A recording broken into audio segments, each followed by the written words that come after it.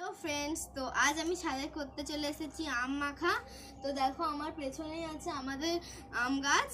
তো দেখো এখনো কত আম পড়ে আছে, কিন্তু আমি ভালো ভালো আমগুলো বেছে বেছে নিয়ে নিয়েছি, বড় বড়। এইগুলো দিয়ে আমি আজকে মাখা করব। দেখো আম মাখা করার জন্য আমি প্রথমেই আমগুলোকে ধুয়ে নিচ্ছি ভালো করে। দেখো আমগুলোকে আমি ধুয়ে নিলাম। দেখো আম মাখা করার জন্য আমি আমগুলোকে কেটেও নিয়েছি।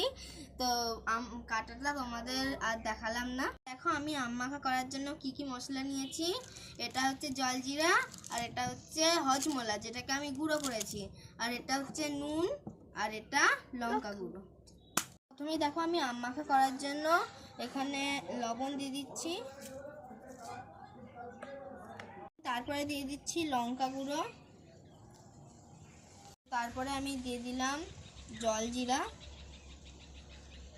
দেখো আমি গুঁড়ো করা হজমোলাটা এতে দিয়ে দিলাম। তারপরে দেখো আমি মেখে নিলাম আমটা।